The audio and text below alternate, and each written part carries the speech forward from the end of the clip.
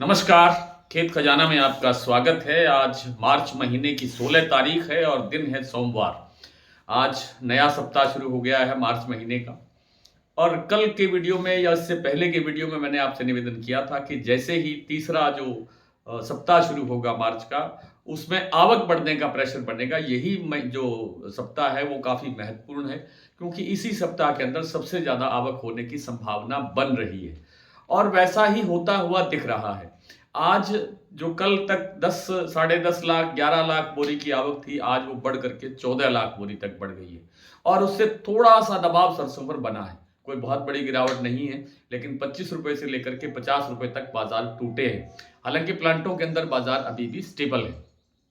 सबसे पहले बात करते हैं भरतपुर मंडी की। भरतपुर मंडी का भाव आज खुला है 6,211 रुपए और परसों यानी शनिवार को भाव था 6,246 रुपए।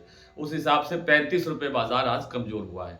लेकिन अगर अब इस समय की बात करें, जिस समय ये वीडियो रिकॉर्ड हो रहा है, इस समय की बात करें तो भरतपुर मंडी का भाव मॉर्निंग से सुबह से कुछ सुधरा है, 25-30 रुपए प्लस बताया जा रहा है। और बात करें जयपुर की, तो जयपुर का भाव 50 रुपए कमजोर हुआ है, 6,850 रुपए पर खुला है। चरखी दादरी दिल्ली लाइन पर भी 50 रुपए की गिरावट है और अन्य मंडियों में भी लगभग इतना ही दबाव देखने को मिल रहा है।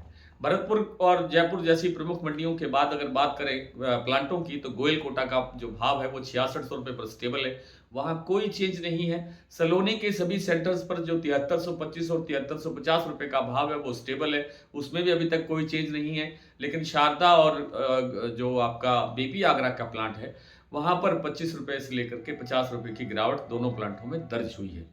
तो ये आवक बढ़ने का जो दबाव है, इसके कारण थोड़ा सा और प्रेशर आने की संभावना बन सकती है। 14 लाख की जो आवक है, ये सप्ताह अंत तक आते आते 18 लाख तक भी हो सकती है। और अगर ये 18 लाख तक पहुंचती है तो सरसों में 200 रुपए से ज्यादा की गुंजाइश तो नहीं है, लेकिन 200 रुपए तक बाजार नीचे जा सकता है, जैसा मैंने आपसे कल भी आपसे निवेदन किया था। तो सरसों में बड़ी गिरावट की गुंजाइश नहीं है किसी सेंटर्स पर, किसी स्टेशन पर।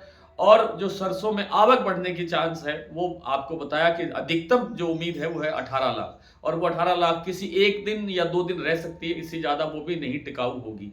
बाजार तुरंत बाद नीचे आ जाएगा, आवक नीचे आ जाएगी और बाजार फिर एक स्मूथ रास्ते पर चलता हुआ दिखाई देगा। लेकिन अभी जो गिरावट दर्ज होगी, वहां से आपको थोड़ा बहुत स्टॉक लेना चाहिए। मैंने आपसे पहले भी निवेदन किया था कि जैसे थोड़ा बहुत गिरे बाजार, टूटे बाजार, वहां से स्टॉक लीजिए, फिर थोड़ा टूटे तो फिर स्टॉक लीजिए, फिर थोड़ा टूटे तो फिर स्टॉक लीजिए और नवरात्रि के आसपास के समय का इंतजार कीजिए।